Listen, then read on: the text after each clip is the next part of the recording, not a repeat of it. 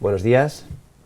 Tenemos hoy a Diego Armero, socio inmobiliario de Uría y Menéndez, y a Tomás Díaz Mielenhausen, socio también inmobiliario de Herbert Smith and Freehills, y nos acompañan un poco para hablar del sector retail desde el punto de vista jurídico. ¿De acuerdo? Como ya sabéis, el proyecto Retailco proviene de una segregación de Banco Santander S.A., mediante la cual se aportaron a esta nueva sociedad de nueva creación las sucursales bancarias y los edificios que explotaba desde el punto de vista de retail Banco Santander S.A., pues con la intención un poco de crear valor y de poner en rentabilidad esos inmuebles. Son inmuebles que normalmente están situados en buenos sitios, aunque estén en pueblos, tal, la distribución es muy amplia, pero en el pueblo en el que están, pues suelen estar en la plaza del pueblo, digamos, y tienen un potencial retail que se considera importante, ¿de acuerdo? Entonces, en el mundo retail es muy diferente el tema de los arrendamientos urbanos respecto al arrendamiento de vivienda, porque existe la figura habitual del plazo obligatorio. Entonces, ese plazo obligatorio se suele exigir, por supuesto, dando una serie de contraprestaciones al arrendador, pues que el arrendador tiene Oye, y ahora me contaréis vosotros, pero a mí me gustaría empezar, preguntándoos cómo consideráis, Diego, que es exigible el potencial plazo obligatorio que se hubiese pactado en los casos de resolución anticipada. Bueno, muchas gracias, Ignacio. Bueno, la verdad es que yo creo que los contratos de arrendamientos terciarios son un lujo para los abogados, ¿no? Porque como sabéis, impera la voluntad de las partes y podemos vivir un poco fuera del encorsetamiento de la LAO, ¿no? Y yo creo que hay margen para la proactividad, para la creatividad y para buscar un poco acomodos a todos los intereses.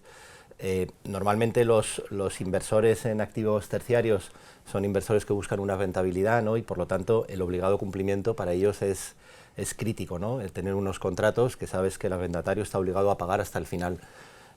Nosotros, y por entrar en algún tecnicismo jurídico, solemos estructurar ese obligado cumplimiento como una cláusula penal, que como sabéis los tribunales no moderan, no moderan tradicionalmente las cláusulas penales y por lo tanto son exigibles a los arrendatarios. Solo hemos visto casos de moderación, pues en casos muy contados, pues en caso de imposibilidad de continuar la actividad, como vivimos en tiempos del COVID, o en casos de que cláusulas que fueran realmente abusivas o desproporcionadas, pero lo que es el cumplimiento del contrato hasta su finalización, si se estructura bien, si se escribe bien en los contratos justificando el esfuerzo que está haciendo el arrendador por tener a ese arrendatario dentro de su activo y se configura, como digo, como una cláusula penal, nosotros nos sentimos muy cómodos para defender la obligatoriedad y la no moderación en los tribunales de esa cláusula penal. Oye, Tomás, y en aquellos casos en los que esa potencial indemnización que se hubiese incluido dentro del plazo obligatorio incluyese, por ejemplo, los gastos y el arrendatario estuviese obligado a su cumplimiento, o incluso gastos de comercialización que supusiesen poner en el mercado de nuevo el inmueble, ¿crees que podría ser exigible? Sí, en línea con lo que estaba comentando Diego, en los contratos de uso distinto de vivienda pues tenemos un margen amplísimo para incluir pactos, ¿no? Y como también estaba correctamente diciendo Diego, pues no tenemos ese encorsetamiento, ¿no?, que nos impone la LAO. De hecho, lo que nosotros solemos prever muchas veces en los contratos de arrendamiento es que en el supuesto de una resolución anticipada, por ejemplo, del contrato, el arrendatario tiene que devolver al arrendador la parte proporcional, por ejemplo, del CAPEX que el arrendador hubiera invertido en el local, ¿no? Porque también supone un sacrificio importante para el arrendador invertir CAPEX, adecuar un local comercial para un arrendatario, son obras que son muy específicas para la actividad del arrendatario. Entonces lo que hacemos muchas veces es que ese CAPEX lo tiene que devolver el arrendatario al arrendador en función del periodo de obligado cumplimiento que estaba pendiente de cumplir. Por ejemplo, es una cosa que solemos incluir. También gastos adicionales, como tú estabas diciendo, ¿no? Gastos de comercialización, por ejemplo, que hubiese incurrido el arrendador. El problema que nosotros creemos que podría llegar a haber es que si no se justifica correctamente, en línea también con lo que estaba diciendo Diego, en el marco del contrato de arrendamiento, puede llegar a haber cierto riesgo de moderación por parte de los tribunales en lo que se refiere a los gastos que tendría que reembolsar el arrendatario al arrendador en los supuestos de resolución.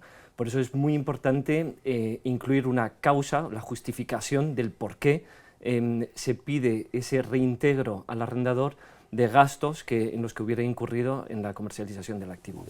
Porque, claro, a mí me viene a la cabeza un caso, imaginaros que yo tengo un plazo obligatorio de 3 años, el inquilino se me va a los 2, yo le exijo el cumplimiento de los 3 años y cuando se acaba de ir, a los 2 meses cojo y alquilo el local. ¿Qué pasaría ahí? Bueno, allí tenemos allí se podría llegar a alegar que el arrendador está teniendo un enriquecimiento injusto. Yeah. En el supuesto en el que, justo en ese periodo de obligado cumplimiento, en el que el antiguo arrendatario no llegó a cumplir y tú allí metes a un nuevo inquilino, ahí tú estás recibiendo, en teoría, pues una compensación por parte del arrendatario que se ha ido antes de tiempo y por otro lado estás recibiendo rentas por parte del nuevo arrendatario. Yeah. Entonces allí sí que es verdad que puede ser que se considere que hay un enriquecimiento. Es un caso, no sé, Diego, ¿cómo lo ves tú? Bueno, en este sí, caso? vamos, yo creo que el solo hecho de volver a alquilarlo no debería suponer una moderación de la cláusula penal que se ha fijado. Es verdad que incrementa el riesgo. Nosotros lo hemos visto en casos de activos que tienen bastante rotación. Activos de calle, por ejemplo, como los que tenéis vosotros, ¿no? Donde a lo mejor eso es relativamente fácil, pues ahí sí que se podría llegar a ver casos de moderación de la pena, ¿no? de la renta. Ya. Bueno, y oye, y por continuar con este tema, a nosotros nos preocupa la situación de nuestros potenciales inquilinos, queremos hacerlo bien, queremos darles facilidades, y aquí un poco os pregunto, cuando habéis estado en el otro lado, o sea, es decir, nosotros como arrendadores, ¿qué consideráis que podemos facilitarle al arrendatario para que se lance a alquilar un inmueble? Hombre, yo creo, volviendo un poco a lo que decía al principio de la libertad de pactos que prevén estos contratos, ¿no? Creo que hay que ser un poquito imaginativos y hay que ser capaces de entender la posición que tiene cada una de las partes.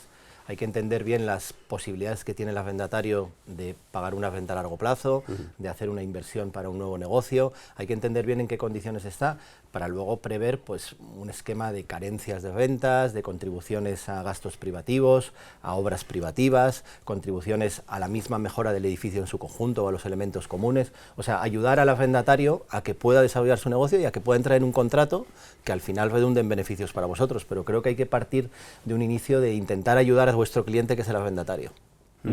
Sí, coincido también con Diego. Efectivamente, al principio, cuando un arrendatario se implanta en un local comercial a nivel de calle, cualquier tipo de inicio de negocio va a ser muy complicado.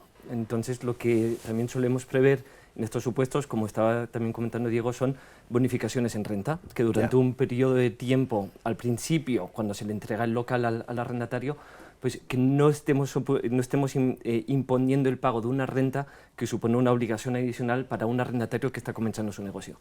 También una cuestión que suele preocupar mucho a los arrendatarios son ventanas de salida, ¿no? El poder salirse del contrato sin una penalización en el supuesto en el que su negocio finalmente no funciona, efectivamente. Sí, ¿no? Claro. Al fin y al cabo es muy arriesgado y es muy costoso implantarse en un local comercial. Además, un local comercial que está a pie de calle pues tiene un flujo de gente que no está tan controlado como pudiera ser un local comercial que está en un centro comercial, y lo que necesita un arrendatario muchas veces es saber, bueno, es que yo sí veo que pues los primeros 2 años, por ejemplo, el negocio no funciona, que yo pueda irme de aquí pues pagando una penalización, una cláusula penal que yo sé a cuánto asciende y que esa es mi tasa de salida de este contrato de arrendamiento. Sí, está claro. Oye, vamos con el primero de los temas de moda, que es el IPC. O sea, es decir, estamos viendo cómo los mercados, el IPC no para de subir, es un índice que ha subido considerablemente. Y claro, todo eso va a repercutir en el momento en el que se actualicen las rentas, en el pago de esas rentas a los inquilinos. Entonces, vosotros desde vuestros despachos, ¿cómo veis el tema? Bueno, yo cada vez veo, primero, más contratos que no aplican una indexación al IPC, que hay unas indexaciones fijas o pactadas entre las partes de un X% anual, o limitaciones sobre las subidas del IPC. O sea, el IPC, que antes era un elemento pues que no parecía temible, pues hoy es temible, ¿no? para un arrendatario, y cada vez vemos más arrendatarios que para poder moderar y controlar bien lo que va a ser su renta a futuro, pues proponen una indexación fija, un 1, un 2%, X% anual, o que proponen un máximo de aplicación del IPC, un X% máximo, ¿no? Sí, y en línea con el comentario de Diego, efectivamente estamos viendo esos caps máximos, pero también estamos viendo los floors, ¿no? Es decir, que no sea el arrendador el que sea perjudicado cuando haya un IPC negativo. No, pero sí es verdad que también todo esto depende de la fuerza que tenga el arrendatario en una negociación del contrato, ¿no? Lo que estamos viendo es que grandes arrendatarios que tienen una fuerte implantación, una fuerte atracción de clientela, tienen un mayor poder de negociación de unos caps, unos límites máximos en la aplicación del IPC, de la actualización del IPC. En cambio, arrendatarios que son más débiles y que son a lo mejor poco conocidos en el mercado español, pues lo tienen mucho más difícil a la hora de negociar estos caps.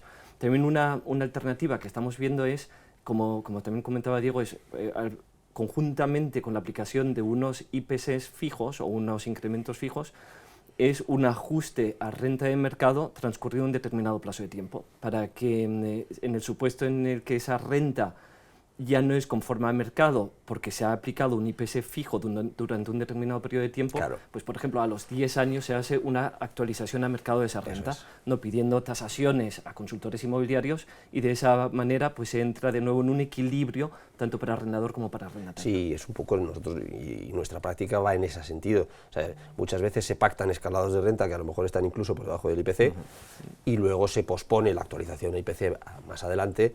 Oye, pensando que lo lógico es que se ajuste, pues oye, a la inflación, a cómo puede estar el mercado en ese momento. ¿De acuerdo?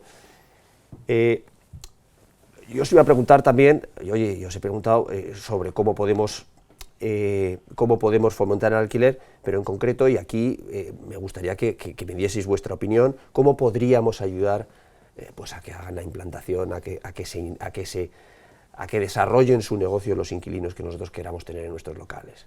¿De acuerdo? Bueno, ¿qué consideráis que es lo que más valora un potencial inquilino de su arrendador? Yo creo que lo que probablemente valora más de un inquilino de su arrendador es que le sienta parte, o sea, que le sienta socio de su proyecto. Socio de su proyecto en el sentido de que entiende las posibilidades que tiene de pago, entiende las posibilidades que tiene de garantías, y le va a ayudar a desarrollar su negocio de la mejor forma posible y si el negocio va bien, a ganar dinero. Ya. ¿Eso en qué se traduce? Pues como decíamos antes, en escalados de rentas, bonificaciones, carencias, CAPEX, ayuda a CAPEX, ayuda no solo al CAPEX interno, sino a mejorar el propio edificio en su conjunto. Sí, porque eso al fin y al cabo redunda en el propio valor del inmueble, exactamente. En la apariencia. Y si algún día se va, pues oye, sí. Y poder beneficiarte, o sea, ayudarle en un inicio, que te sienta parte de su negocio en un inicio y que te sienta parte de su beneficio en un futuro, de tal forma que tu renta pues vaya escalando, o incluso por ejemplo pues en centros comerciales pues es muy frecuente la renta variable también en función de las ventas que tienen los inquilinos, o sea que bueno, hay distintas fórmulas de beneficiarte también del éxito de tu inquilino. Sin duda. Sí, coincido con Diego en que ese partnership, ¿no?, como dicen los ingleses, es muy importante entre arrendador y arrendatario. Interesante, ¿eh? ¿No? Es que muchas veces cuando lo vemos desde fuera consideramos que el arrendador está en una esquina y el arrendatario en otra, cuando los dos están de la mano, están yendo conjuntamente. Si no van conjuntamente no hay éxito, ¿no? Y si no hay éxito salen perdiendo las dos partes. De ahí que es tan importante, también como comentaba Diego, que tienen que sentirse los dos parte de un mismo negocio, ¿no? Como también dicen los ingleses, una joint venture, ¿no? Una especie de joint venture donde si van de la mano los dos saldrán ganando, tanto arrendador como arrendatario. Sí, totalmente. Oye, el otro tema que lo tenéis encima de la mesa seguro es el tema del COVID-19. Claro, antes del 2020, cuando llegó la pandemia, nos pilló a todos por sorpresa, nadie lo había previsto. Pero ahora, ¿qué soléis recomendar desde vuestros despachos que se incluya en el contrato? Bueno, nosotros desde la perspectiva de un arrendador, o sea, el COVID es parte del contrato, o sea, hay una cláusula COVID, el COVID es una situación ya conocida y asumida, ¿no? Lo que sí que solemos prever es qué pasaría, ¿no?, en qué escenarios podría llegarse a verse afectado ese contrato si hubiera un empeoramiento del COVID, una nueva versión del COVID, o sea, que hubiera nuevas consecuencias del COVID como lo vivimos en su momento, ¿no? Y que eso pudiera generar pues algún tipo de situaciones de no pago de renta porque no pueda desarrollar su actividad dentro del local, ¿no?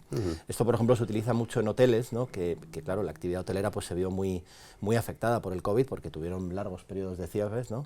Y ahora todos los arrendatarios hoteleros insisten en tener una cláusula y decir, vale, yo acepto el COVID como lo conocemos a día de hoy, pero si hubiera un empeoramiento del COVID y se me prohibiera desarrollar mi actividad, quiero tener una facilidad para no pagar la renta durante ese tiempo. Sí, de hecho, las cláusulas ya no solamente están focalizadas al COVID, sino que están focalizadas a cualquier tipo de pandemia, epidemia, claro, ¿no? Porque se tenemos ha ampliado, también, exacto. por ejemplo, gripe aviar, ¿no? Que es que puede ser que si ahora viene una gripe aviar, pues que también pueda tener un impacto en el negocio de los arrendatarios. De ahí que ahora mismo de estas cláusulas pandémicas, ¿no? Como las llamamos nosotros, son una parte fundamental e imprescindible de todos los contratos de arrendamiento.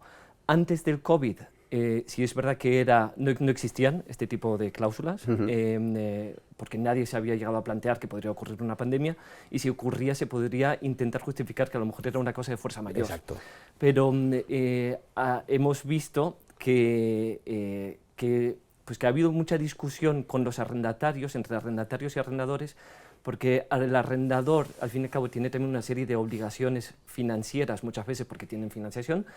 Los arrendatarios no quieren pagar renta y entonces sí es verdad que hubo mucho conflicto, ¿no? Fue una situación que se llegó a judicializar también mucho. Luego tenemos casos específicos como en Cataluña, que se ha aprobado normativa específica dando una serie de facilidades de pago y bonificaciones en renta a los arrendatarios, lo cual sí tuvo también un impacto muy potente en los arrendadores, porque dejaron de tener un flujo de rentas a raíz de esa normativa que se aprobó en Cataluña. Pero a día de hoy, con esta regulación específica que se incluye entre los contratos de arrendamiento, pues estamos previendo pues todo este tipo de situaciones de posibles pandemias que puedan ocurrir en el futuro. Ya. Pero ¿creéis que ya tenemos un estándar de mercado en este tema? O sea, es decir, que ya es fácil entenderse, que ya las partes más o menos saben cuál es el punto que se puede aceptar. Yo creo que sí, vamos, o sea, al final todos hemos vivido esta situación y sabemos lo que puede pasar, lo que pasó y lo que puede volver a pasar. Entonces, al final, yo creo que exigirle a alguien que siga pagando la renta cuando no puede desarrollar su actividad es muy complicado y bueno, pues los tribunales han sido reconocedores de esas situaciones estrictamente por los periodos que no se podía desarrollar la actividad. O sea, lo que tampoco han sido reconocedores es de que no pagara la renta durante periodos durante los que sí que podía desarrollar su actividad. Pero hoy tener una cláusula, como dice Tomás, de pandemias en general, yo creo que está a la orden del día y hay cláusulas estándar y creo que son aceptables para arrendadores y arrendatarios. Vamos. Sí. Quiero preguntaros también por ESG. Tomás, cuéntame tú si quieres. Es un tema que está muy de moda y queremos saber, como arrendadores, cómo podemos implicarnos y cómo podemos hacer que nuestros inquilinos cumplan.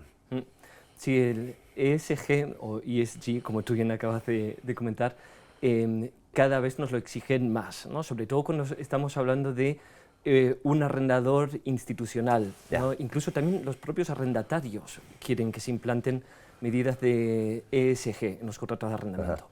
Y esto es tanto por políticas internas que tienen los arrendatarios y arrendadores, o también puede venir impuesto por los propios acreedores, ¿no? De arrendatarios y arrendadores, ¿no? Donde también por políticas internas pues, de los bancos pues exigen que aquellos deudores que tienen pues cumplan con una determinada serie de criterios medioambientales. Esto es lo que nos ha llevado a ver cada vez con más frecuencia cláusulas específicas en los contratos en los cuales se prevén, de momento lo que estamos viendo son más bien esfuerzos, ¿no? de buena voluntad, ¿no? Tendentes a minimizar el impacto en el medio ambiente, minimizar la emisión de CO2, suscribir contratos de suministro de energía verde, instalación de placas fotovoltaicas, por ejemplo. Pues son toda una serie de medidas y compromisos que suelen incluir los contratos de arrendamiento. Es verdad que, por lo menos en España, es complicado que imponer la obligatoriedad a alguna de las partes a asumir ese tipo de compromisos medioambientales, pero es algo que cada vez estamos viendo más y también conviene, porque queda muy bien también decir que se está cumpliendo con una serie de criterios medioambientales y de protección del medio ambiente. No sé, Diego, si tu experiencia es parecida. Bueno, sí, nosotros hemos seguido muy de cerca, creo que en Francia sí que hay cláusulas verdes que son de obligado cumplimiento para los arrendatarios, con lo cual es algo que nos va a llegar, la obligatoriedad de esas cláusulas nos va a llegar pronto. Lo que sí que estamos viendo, nuevamente en fórmulas de que los arrendadores puedan ayudar a los arrendatarios, porque claro, todo esto de tener placas fotovoltaicas, tener sistemas sostenibles y tal, pues tiene un coste. Entonces, lo que sí que estamos viendo es que algunos grandes arrendadores y arrendadores institucionales, en su gran voluntad de cumplir con la sostenibilidad y de tener inmuebles y arrendatarios que cumplen con todas las normas, que están de alguna forma bonificando las rentas de aquellos arrendatarios que cumplen con determinados estándares. Ya. Es una forma implícitamente de ayudarles a que acometan, porque esto tiene una inversión al final detrás, y que acometan esa inversión y que tú estés más tranquilo en cuanto al tipo de activo que tienes. ¿No? Y como decía Tomás, yo quiero pensar que hay consumidores que valoran que los productos que compran cumplen con eso. Sí, de acuerdo. Oye, y por terminar, vosotros dos tenéis una amplísima experiencia profesional, estoy seguro que en alguna ocasión habéis tenido alguna situación rocambolesca, peculiar, y me gustaría que nos lo contaseis. Bueno, Tomás. Poco. Empiezo yo. Bueno, como te podrás imaginar, en el mundo jurídico tampoco es tan habitual, estoy de acuerdo. Exacto, sí, no es muy habitual. Pero sí es verdad que hay a lo mejor dos situaciones que pueden llegar a ser rocambolescas. Una es el famoso push the button, en el caso de las transferencias bancarias, ¿no? Cuando hemos firmado una operación, una compra-venta, estamos todos esperando en la notaría, tenemos pues 30 personas, todas esperando a que un señor que está a lo mejor sentado en Ámsterdam o en Luxemburgo, antes de irse a tomar su café o de irse a comer, que no se le olvide de apretar el botón para que la transferencia de los fondos se llegue a cabo, ¿no? Entonces muchas veces lo que nos ha pasado es que estamos todos sentados en la notaría esperando y la gente llamando a un señor que está en algún sitio de Europa y resulta ser que ese señor no coge el teléfono porque se ha ido a tomar un café, ¿no? Esa es una. Y luego otra también muy curiosa fue en un cierre cuando hubo mucha tensión, eran muchas partes y dos socios entraron en una discusión muy efusiva, muy acalorada, donde tuvimos que intervenir y separar a los socios, ¿no? Que también tú dices, bueno, ¿cómo es posible que en el mundo jurídico llegue a pasar algo así? Eso no va en el cargo. No, pero no va en el cargo, no, pero eso fue la excepción, ¿no? Como siempre, todos somos compañeros en el mundo legal, ¿no? Y la verdad que siempre nos llevamos muy bien, ¿no? Eso fue una excepción, un poco rocambolesca. Bueno, yo me voy a quedar con un tema que hemos vivido ahora con el COVID. Sí. La verdad que teníamos un cliente que era un propietario de un hotel, ¿no? Y tenía un arrendatario pues, que arguía que no tenía que pagar la renta durante 3 años, que todo el tiempo del COVID, ¿no? Aunque ha podido desarrollar la actividad gran parte de ese tiempo. Entonces teníamos un litigio. Y la buena parte de esto es que nos tocó una jueza en Barcelona que asumió el tema en primera persona y asumió claramente una voluntad de combinar a las partes para llegar a un acuerdo. Tanto que cuando llegó la vista previa, cogió a los abogados de cada parte, les dijo, aquí no vamos a llegar a juicio, vamos a llegar a un acuerdo. Y dice, y yo me voy a empeñar que esto lleguen ustedes a un acuerdo. Es inusual eso totalmente. Total. Suspendió la vista previa durante 15 días para darnos un plazo para alcanzar un acuerdo. Y durante los 15 días, ella llamaba cada día a los 2 abogados para asegurarse de que estaban haciendo todo lo necesario por alcanzar un acuerdo. Muy pragmática. Lo cual, la verdad es que me dijo, alcanzamos un acuerdo satisfactorio para ambas partes y bueno, la verdad es que la felicitamos efusivamente porque por esa predisposición. Contribuyó mucho a ayudar a un acuerdo. Sí, claro. Y vamos, la verdad es que yo creo que es algo de ensalzar también, que muchas veces que la justicia, los tribunales de justicia parecen algo así como distantes, lentos, burocráticos, ¿no? Pues encontrar gente ágil y que ayuda a encontrar soluciones de una forma tan rápida, pues es que cualquiera se enfrentaba a ese procedimiento, lo primero que iba a preguntar, ¿quién es el que no ha querido llegar a un acuerdo? Sin duda. Estar perdido. Sin duda. Sí. Oye, pues muchísimas gracias a los dos. Y bueno, oye, espero veros pronto. ¿De acuerdo? Gracias.